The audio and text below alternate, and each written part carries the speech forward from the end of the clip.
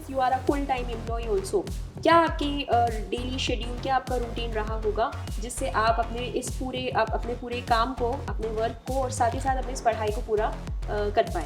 What were your most crucial hours of studies? क्या आप रात को पढ़ना पसंद करते थे या आप अर्ली मॉर्निंग पढ़ना पसंद करते थे?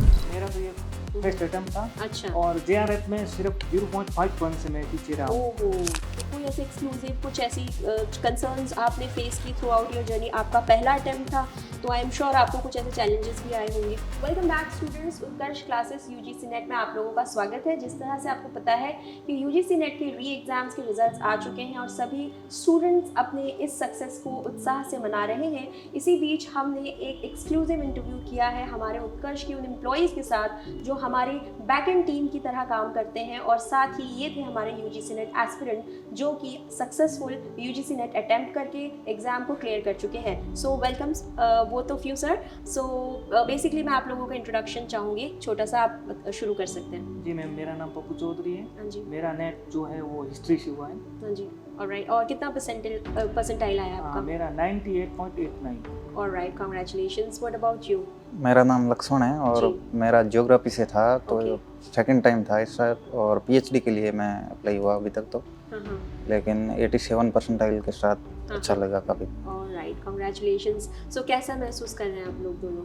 बहुत बहुत अभी अच्छा तो मेरा तो ये फर्स्ट अटेम्प्ट था अच्छा। और जेआरएफ में सिर्फ 0.5 से मैं पीछे रहा हूँ। ओहो, बहुत करीबी। हाँ, बहुत करीबी। राइट, और आप कैसा महसूस कर रहे हैं? अब बस वही है कि एक छोटी सी सीढ़ी के आगे कदम रखता था, बंदे का एक कॉन्फिडेंस होता है वो थोड़ा लगता है, तो अभी लग रहा है कि आगे और भी कुछ बहुत तो करने ये का है। आपकी मंजिल का पहला पड़ाव है जो हाँ। आप समझते हैं आपने पार किया है, अभी जी। और भी बहुत सारी चीज़ें अचीव करनी है। जी। तो इस बीच मेरे कुछ क्वेश्चंस हैं जो मैं चाहती हूँ कि आप उन्हें आंसर करें, जो कि हमारी ऑडियंस, हमारे स्टूडेंट्स को कहीं ना कहीं उनकी तैयारी के लिए हेल्पफुल हो सकते हैं। तो मेरा क्वेश्चन आपसे है, so since you are a full time employ also, क्या आपकी डेली शेड्यूल, क्या आपका रूटीन रहा होगा जिससे आप अपने पूरे काम को, अपने वर्क को और साथ ही साथ अपनी इस पढ़ाई को पूरा कर पाए?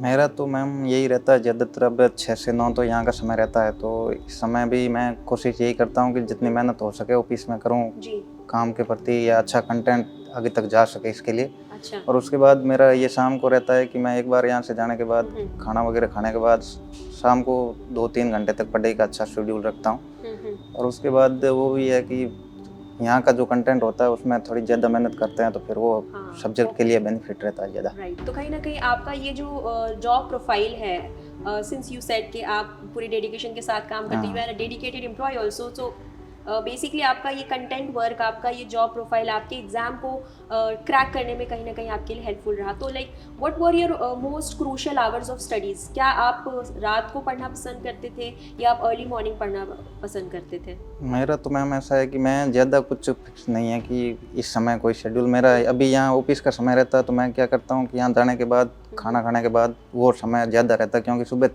थोड़ा आराम से उठ के ऑफिस आते हैं, फिर अच्छा। ऑफिस में अच्छे से काम हो जी, पाता है। जी। तो मैं यहाँ से जाने के बाद ही 2-3 घंटे जीके का पेपर ही देखता हूँ, बाकी तो यही है कि ज्योग्राफी का तो मेरा अच्छे से यहाँ कंटेंट में मेहनत कर लेता हूँ। राइट। तो कहीं ना कहीं आप ये मैसेज दे रहे हैं उन सभी स्टूडेंट्स के लिए जो ऑलरेडी एजुकेशन जैसी फील्ड में हैं। सिंस उत्कर्ष क्लासेस एक एडटेक भी है, एक एजुकेशनल प्लेटफॉर्म भी है, सो यहाँ पर जो मटेरियल, जो स्टफ़ जिस पर अभी आप काम कर रहे हो, तो वो कैंडिडेट्स जो एजुकेशनल डिपार्टमेंट में एज अ टीचर काम कर रहे हैं या कंटेंट पे काम कर रहे हैं, उनके लिए एक आसानी हो जाती है एग्ज़ाम को क्लियर करना, which you would like to say. Alright, तो मेरा फिर आपसे एक सवाल रहेगा कि कोई ऐसा चैलेंज आपने फेस किया? ये पार्ट टाइम जॉब नहीं है, आप एक फुल टाइम वर्किंग प्रोफेशनल हैं, तो कोई ऐसे एक्सक्लूसिव कुछ ऐसी कंसर्न्स आपने फेस की थ्रू आउट योर जर्नी? आपका पहला अटेम्प्ट था तो आई एम श्योर आपको कुछ ऐसे चैलेंजेस भी आए होंगे। जी, जैसे सब्जेक्ट को लेकर मैं बात करूँ तो जैसे हिस्ट्री का कंटेंट है, तो मेरा सब्जेक्ट भी हिस्ट्री है, तो उसको लेकर तो ज़्यादा प्रॉब्लम नहीं है। जैसे सब्जेक्ट तो यहाँ अच्छे से तैयार हो जाता था। अच्छा। क्योंकि सारे मॉडल पेपर वगैरह, कंटेंट वगैरह हम हर एग्जाम में देते रहते हैं, तो उसको अच्छे से एकदम ऑथेंटिक टेक्स्ट बुकों से लेकर लेते हैं, तो उसको अच्छे से प्रिपेयर यहाँ कर लेते थे। सबसे मेन समस्या रहती है कि फर्स्ट पेपर की, कि अपन फर्स्ट पेपर को किस तरीके से तैयार करें। तो मैं साइंस बैकग्राउंड से हूँ, मेरा 12th साइंस मैथ का था, तो उसमें मेरे को थोड़ा हेल्पफुल हो गया, क्योंकि उसमें साइंस भी काफ़ी आती है और मैथ्स के जो दिए ही आते हैं 5 क्वेश्चन, जो सबको लगता है ना, जो नेट्स देते हैं ना, उनको सबको लगता है कि ये 5 क्वेश्चन सबसे टफ है, क्योंकि वो सबसे ज़्यादा आपका टाइम कंज्यूम करते हैं। Exactly. जो डीआई के आते हैं, जी डाटा इंटरप्रिटेशन के Right. आते हैं, तो मेरा साइंस बैकग्राउंड होने के कारण वो थोड़ी आसानी हो जाती है, और बाकी के भी मैथ्स के क्वेश्चन आते हैं, वो भी उस तरीके से। तो सॉरी इन शॉर्ट कहने का मतलब ये कि पेपर 1 आपके लिए आसान गया है compare to paper 2?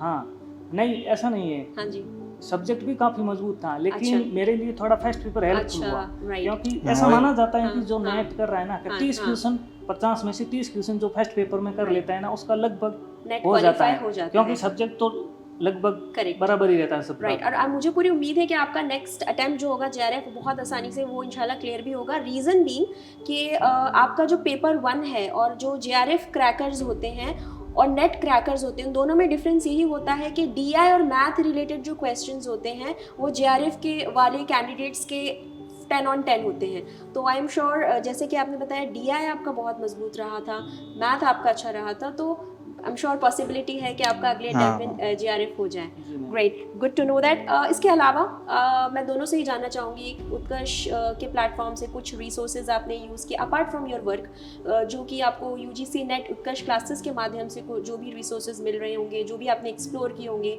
Marathon classes हमारी चल रही थी, तो कुछ आप लोगों ने उन्हें देखा? थोड़ा बहुत मतलब अंकित सर की अंकित क्लास सर की classes, चलती जी, है, तो जी। उनमें मैं क्या है कि वो थोड़ी बहुत क्लास देखता था, क्योंकि कुछ सम पार्ट होता है, जैसे यहाँ तो as a GK content writer काम कर रहे हैं। राइट अब जैसे यूजीसी में जाते हैं तो वहाँ थोड़े से सब्जेक्ट से हट के जाता है, तो वहाँ फिर वो क्लासेस देखी थी, बाकी ज़्यादातर यही रहता है। राइट। तो और anything from your side, Monali ma'am की कुछ क्लासेस हेल्पफुल रही हैं आपके हाँ, लिए? मोनाली मैम की, क्योंकि रिवीजन करने में कुछ अपने से छूट रहा है, जैसे डाटा है कोई, तो वो थोड़ा बार बार रिवीजन करना पड़ता है ना, जी तो एक मैप बन जाता है कि यहाँ से क्वेश्चन यूजी से उठा रहा है, क्योंकि ज़्यादातर मोनाली मैम पढ़ाती है वो पीवाईक्यूज होते हैं, करेक्ट, हाँ तो उससे अपन को एक आइडिया लग जाता है, एक फ्रेम बन जाती है कि यहाँ से यूजीसी क्वेश्चन पुटअप कर रहा है। राइट। तो कहीं ना कहीं मुझे इस अंदाज़ा हो रहा है कि लास्ट मिनट जो रिविजन्स होते हैं मैराथन क्लासेस के थ्रू, पीवाईपीज के थ्रू, वो हमें करने चाहिए in order to cover our revision part.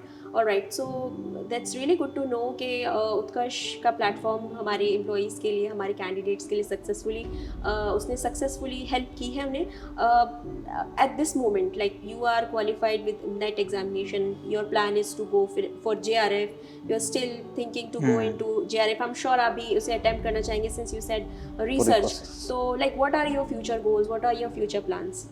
Ma'am मेरा तो फ्यूचर प्लान टीचिंग लाइन में ही जाने का है, तो अभी रिसेंटली आरपीएससी की भर्ती का वेट कर रहे हैं फर्स्ट ग्रेड का, और एपी का दिया हुआ है जी।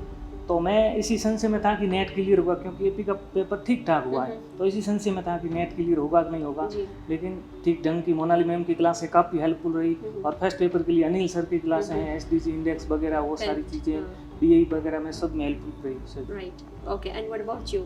मेरा तो मैम ऐसा है कि मैं एक बार अभी मैंने करके एमए भी अभी की है जस्ट ही पीछे, तो क्या है उसके बाद मैंने सीधा ज्वाइन कर लिया था इधर, और पिछले 1 साल से यहाँ काम कर रहा हूँ, तो साथ साथ काम करते ही वो पढ़ रहा हूँ, साथ में क्या है मैंने आरपीएससी वो फर्स्ट ग्रेड की अभी वैकेंसी आने हुई, तो उसके लिए साथ में प्रिपरेशन कर रहा हूँ, तो उसके साथ इसको फिर जब एग्ज़ाम नज़दीक आया तो थोड़ा इसके लिए फिर साइड में। तो यानी और भी गवर्नमेंट एग्जाम्स है जिनकी आप तैयारी कर रही हैं, और अपने आप को 2-3 जगह आपने ट्राई एक्सप्लोर कर रहे हैं कि कौन से ऐसे गवर्नमेंट जॉब्स हो सकते हैं, कौन से ऐसे कॉम्पिटिटिव एग्जाम्स हैं जो आपको बेहतर तौर पर एक अच्छा करियर अपॉर्चुनिटी प्रोवाइड कर सके। I think this is really good, and अभी इस समय जिस तरह से कंपटीशन बढ़ रहा है मार्केट में, स्टूडेंट्स को अपने गोल्स, अपनी एस्पिरेशंस को 1 या 2 करियर्स तक लिमिटेड नहीं रखना चाहिए।